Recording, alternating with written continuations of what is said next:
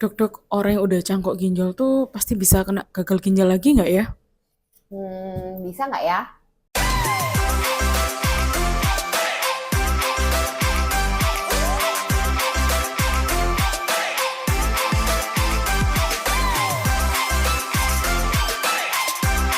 Halo Nefro Friends, ketemu lagi. Kali ini ada yang menanyakan tentang cangkok ginjal. Saya memang belum pernah menjelaskan detail ya tentang cangkok ginjal, tapi di sini pertanyaannya cukup menarik. Nanti akan saya jelaskan sedikit dan nanti di video lainnya saya akan menjelaskan lebih detail tentang cangkok ginjal. Nah, fokus ke pertanyaannya, tadi ada yang menanyakan apakah orang yang sudah di cangkok ginjal itu ginjalnya bisa mengalami gagal ginjal lagi. Jadi, sekarang untuk cangkok ginjal, mungkin teman-teman sudah pernah mendengarkan penjelasan saya di video saya yang ini ya, tentang terapi pengganti ginjal.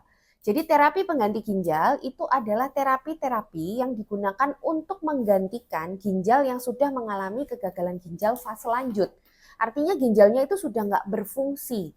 Nggak berfungsi mungkin kalau diibaratkan berapa persen gitu, fungsi ginjalnya itu sudah kurang dari 15%. Nah, terapi pengganti ginjal itu ada cuci darah ya. Cuci darah itu yang pakai mesin yang kita sebut hemodialisis atau yang pakai selaput perut yang disebut dialisis peritoneal. Tapi ada juga terapi pengganti ginjal lain yaitu transplantasi ginjal atau cangkok ginjal. Itu artinya ditanam lagi ginjal orang lain ke dalam tubuh pasien yang ginjalnya udah rusak itu tadi. Jadi bukan diganti sih sebenarnya ya, ginjal lamanya itu tetap ada di dalam tubuhnya, tapi terus dia ditambahin ginjal baru dari orang lain yang ginjalnya itu fungsinya masih baik, tentunya melewati proses yang panjang ya untuk mendapatkan ginjal donor ini. Nah, orang-orang yang mengalami cangkok ginjal biasanya kualitas hidupnya itu memang jauh lebih baik dibandingkan orang-orang yang menjalani hemodialisis atau dialisis peritoneal. Karena dengan cangkok ginjal itu dia akan seperti orang normal lagi. Jadi dia nggak perlu ke rumah sakit untuk cuci darah, dia nggak perlu melakukan cuci darah di rumah dengan menggunakan apa namanya selaput perutnya. Jadi dia mirip seperti orang normal. Meskipun demikian, sebetulnya ginjal yang ada di dalam tubuhnya itu sudah rusak dan ada ginjal tambahan dari orang lain yang ginjalnya masih sehat. Itu yang disebut cangkok ginjal. Nah, balik ke pertanyaan tadi. Nah, kalau tadi ada ginjal cangkok yang ada di dalam tubuh seorang pasien yang gagal ginjal ya, itu kan ginjalnya juga ginjalnya orang lain yang fungsi ginjalnya masih baik. Sebenarnya kalau ditanya apakah ginjal yang baru ini bisa mengalami gagal ginjal lagi, sangat bisa ya.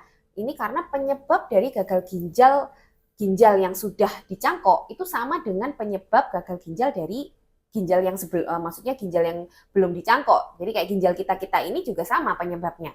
Seperti misalnya diabetes, hipertensi, batu ginjal, asam urat tinggi, autoimun, terus konsumsi obat-obatan yang berbahaya terhadap ginjal, itu semua sama bisa merusak ginjal donor juga.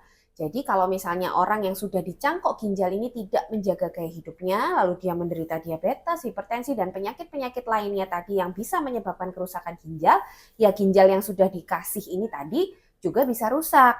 Selain itu, pada orang dengan cangkok ginjal, itu kan dia mendapatkan ginjal dari orang lain. Artinya itu ginjal yang benda asing untuk dirinya. Jadi makanya orang dengan cangkok ginjal itu pasti akan mengkonsumsi obat-obatan untuk menekan sistem imunnya dalam jangka panjang. Kenapa harus ditekan? Karena kalau tidak ditekan, tubuhnya itu akan memberikan reaksi penolakan terhadap ginjal orang lain ini. Meskipun sebelum proses cangkok itu pasti ada proses untuk mencari yang paling cocok ya, ada pemeriksaan genetik dan lain-lain itu pasti ada. Cuman risiko untuk terjadi reaksi penolakan itu tetap ada meskipun kalau sudah ditemukan kecocokan 90% lebih tentunya risikonya lebih ringan. Tapi risiko untuk ada reaksi penolakan itu tetap ada karena reaksi imun tiap orang itu berbeda-beda. Itu juga bisa menjadi penyebab kerusakan ginjal pada ginjal donor yaitu terjadinya reaksi imun penolakan terhadap ginjal donornya. Nah, dari penyebab-penyebab tadi, berapa lama sih dari orang itu cangkok ginjal sampai mengalami kegagalan ginjal lagi dari ginjal cangkoknya? Nah, itu berbeda-beda. Reaksi imun penolakan itu bisa terjadi dalam waktu 1 kali 24 jam setelah dia dipasang ginjal donornya.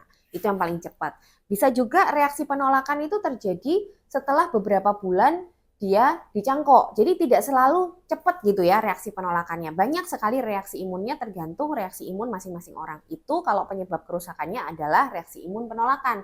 Tapi kalau penyebab kerusakannya adalah penyakit-penyakit metabolik tadi, tentunya waktunya juga cukup lama. Tergantung kapan mulainya penyakit-penyakit itu ada di dalam tubuh pasien yang dilakukan donor tadi. Jadi sebenarnya memang tidak semua orang itu bisa dicangkok ginjal. Kalau dia gagal ginjalnya disebabkan oleh penyakit-penyakit metabolik yang sudah ada sebelumnya, itu akan menjadi pertimbangan khusus. Karena nanti kalau diganti ginjalnya, sementara penyakit metaboliknya masih ada, ya dia akan bisa rusak lagi ginjalnya. Jadi pertimbangan untuk melakukan cangkok ginjal juga tidak semudah itu. Itu akan saya jelaskan lebih detail di video-video saya yang lain ya, NephroFriends. Jadi kesimpulannya, ginjal yang sudah dicangkok sekalipun itu tetap akan bisa gagal lagi dengan banyak sekali penyebab seperti tadi.